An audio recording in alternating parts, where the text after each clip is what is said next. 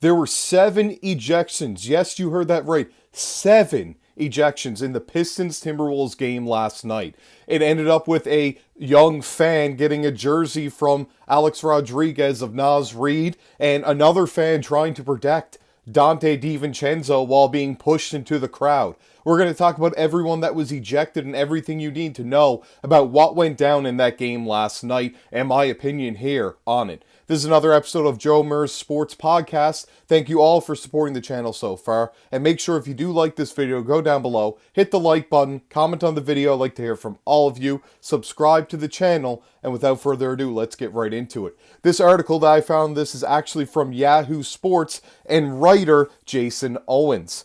It says right here, it wasn't the malice in the palace. Of course, we know that happened, obviously, between the Pacers and the Pistons back in, I believe, the 2003 to 04 season, 04-05 maybe. It was around the 2004 area.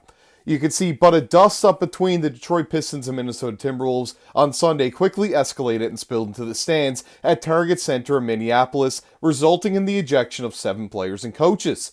The incident took place with 8:36 left in the second quarter after Detroit's Ron Holland fouled Minnesota's Naz Reid as Reid attempted a layup. Reid immediately had words for Holland and pointed towards his face. Reid's teammate Dante DiVincenzo was nearby and stepped in between two as they approached each other. DiVincenzo then put his hands on Holland's torso and the two traded hard shoves. Holland continued to stare down Reid before DiVincenzo grabbed Holland by his shoulders and wrestled him toward the ground. From there, it was on. Lots of people tweeting about this last night as well. This was absolutely crazy. I really wanted to cover this sooner, but this was the earliest time that I was able to get this video out for you, so my apologies on that, but a lot to break down here on what happened. There was a lot of talk and chatter going on throughout the game. Malik Beasley on a shot, I believe, by Terrence Shannon Jr. was shouting out different words that I'm not going to repeat right here, and same thing with Dante DiVincenzo as Isaiah Stewart was shooting a floater, saying the exact same words. So a lot of build up to this early on.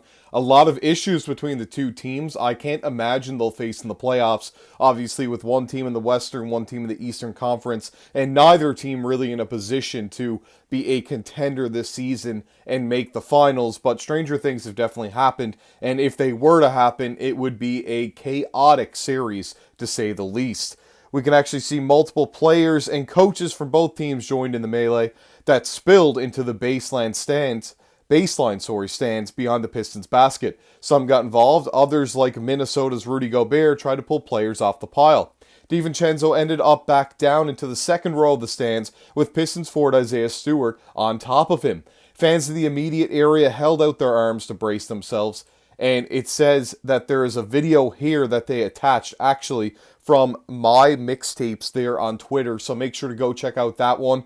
It was the up-close from the stands view of what had actually went down, the fight, the pushing, the shoving. Everything that you need to see on that was over there on that X page. I always call it Twitter, but it is referred to as X now, just Twitter for so long, of course.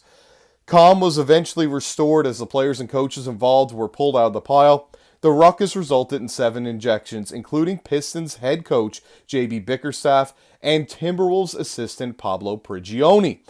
We can see the players ejected were Dante DiVincenzo, Naz Reid, Ron Holland, Isaiah Stewart, Marcus Sasser, and then, of course, the head coach of the Pistons, J.B. Bickerstaff, and the Wolves assistant coach, Pablo Prigioni.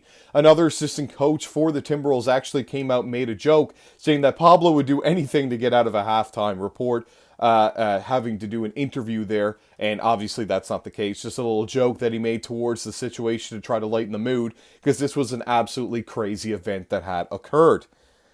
Reid, DiVincenzo, Stewart, and Holland, of course, were also ejected, and Pistons guard Sasser, as we just mentioned. A quote from the game that Bickerstaff had said was, "We're going to defend each other. I'm not going to let people say belligerent things about my guys, and it's that simple." In that moment, I understand the ref's position, but you just can't say anything to people or about people and expect it to be okay. And fair enough. It's good to see the head coach really stepping up and standing behind his players and really, asserting his role as the head coach on that team. I think a head coach really needs to be in charge and really show that he's willing to take all the pressure off of the guys if needed, and that's what JB Bickerstaff was trying to do in this situation and try to calm the storm, so to speak.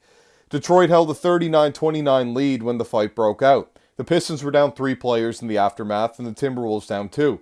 Minnesota outscored the Pistons from there by 29 points and rallied to a 123-104 win. Obviously, a lot of players on the Pistons that were very important were out of the game, and the Timberwolves have had a little bit of a deep run with some of the younger guys, and that was really on showcase here in this game after the fight broke out. The Pistons were issued for 4 technical fouls in total. The Timberwolves issued 3. That tally resulted in 1 technical free throw for the Timberwolves that Mike Conley hit. Luka Garza subbed in and hit 2 free throws for the foul on Reed after Reed was ejected. And a lot of the Pistons players did not think that Luka Garza was going to knock these down, and he did just that. Another, obviously, college March Madness legend, and was able to get in there and knock down both free throws in March, oddly enough, right at the end of the month. And great to see him be able to go out and do that and have a little bit of a year there for himself so far this year, as it didn't seem like he was going to stay in the league, but he's been a solid role player for the Timberwolves so far. The game then carried on with the better part of 3 quarters left to play. This certainly isn't the last of it for the parties involved. Significant suspensions and fines should be expected from the NBA office. As soon as we find out more information on that, we will keep you up to date here, of course, on Joe Mers Sports Podcast.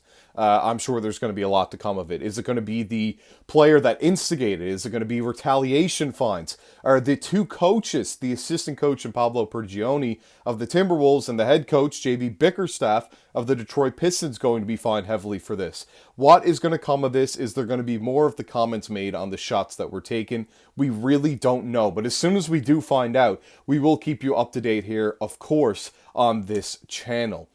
I really do think at the end of it that what had happened and what occurred definitely was to do with the comments that were made, the shots that were taken, the shoving, of course. This seemed like a little bit of an immature kind of situation that kind of built up that really didn't need to be. Hot heads definitely prevailed in this situation, and let's hope that going forward, both teams can really get a little bit under control if they want to make any noise at all in the playoffs.